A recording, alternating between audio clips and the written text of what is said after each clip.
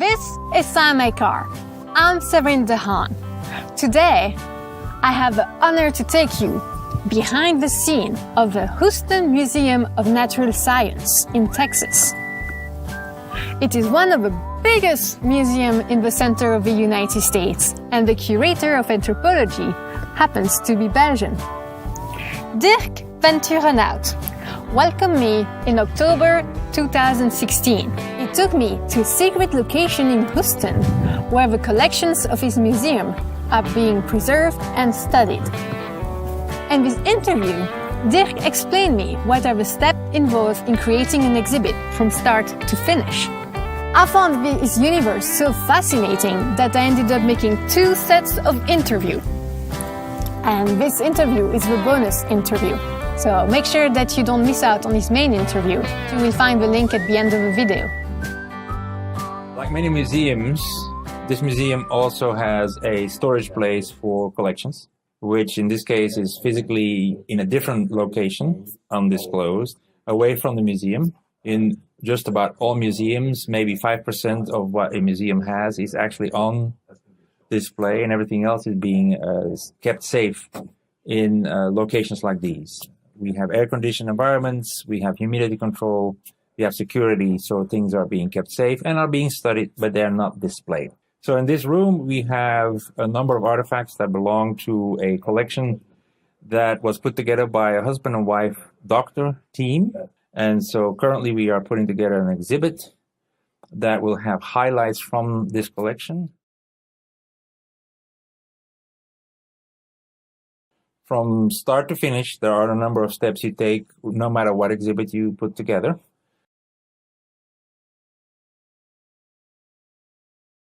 So the first thing, of course, has to be, in this case, a family reaching out saying, we are looking for a home for our collection. Are you interested? The answer was yes, so the pieces came here.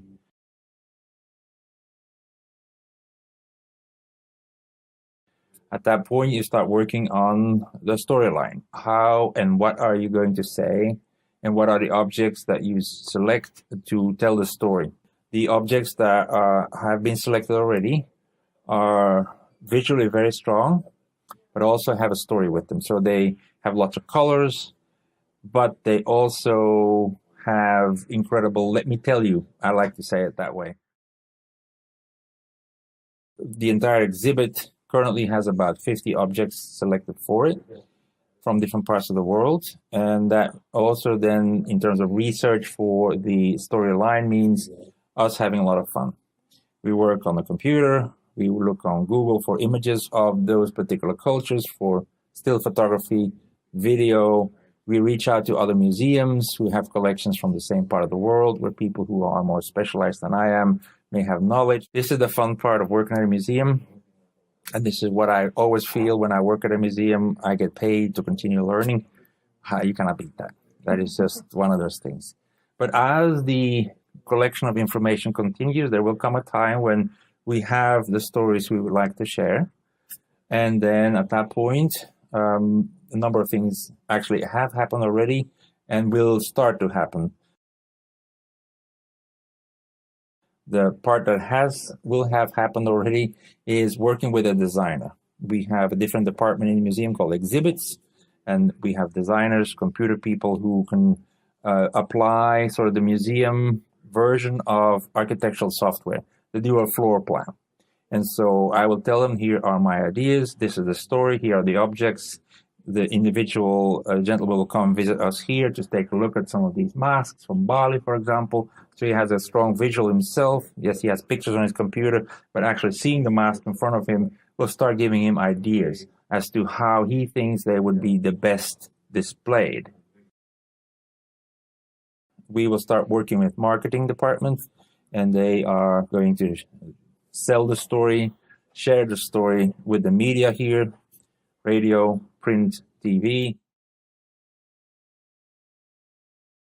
At that point, this is now in January, with an exhibit opening in March of 2017, we will be putting all kinds of physical aspects together, the display cases, the temporary walls, whatever computers or TVs we need, And then also something called mounts. These are frameworks made out of wire to hold an object in place.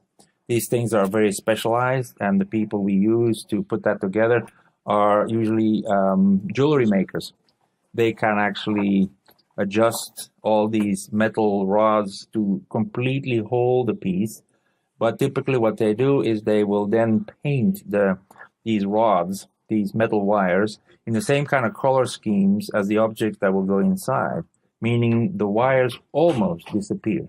With the lights working just right, it looks like the object is floating in front of you, because we want you to concentrate on the object and not the beautiful work they do. They realize that. And so slowly but surely, we will get to the date sometime late March when the exhibit will open. So we have all these steps: writing the story, working with the designers to make sure the floor plan works. We will have in exhibits labels printed, text panels made, maps printed.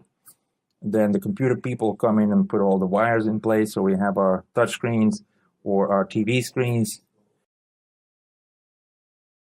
And eventually the exhibit will open. I will also work with our docents, our volunteers, who are a great resource at the museum. So they will start learning and reading. So we'll get them all geared up and ready to go. And the exhibit opens. I might give interviews at that point, and our docents are ready to start guiding people through. And that will last for probably 6 months.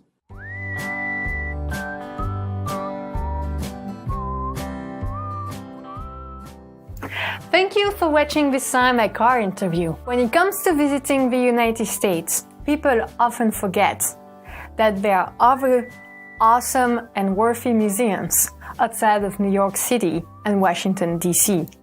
The Houston Museum of Natural Science is one of them. Did you know that people fly from all around the world to see the shell and fossil collection? And that's just the top of the iceberg of what they have to offer. At the time of filming this interview, the museum hadn't started to put the physical exhibit together. They were about to start. So to find out all the information about this gorgeous mask collection, you can just go to the Museum of Natural Science website and click on Exhibit, then Upcoming Exhibit, and it's this one, Vanishing Art Highlights from the Beasley Wine Collection.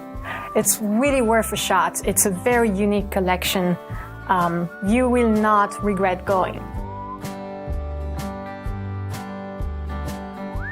To find out more multimedia stories on Belgians living in the US, just go to our website on www.SignMyCar.org. If you like our work and would like to see more stories, please consider making a donation on our GoFundMe page. You will find the link on our website.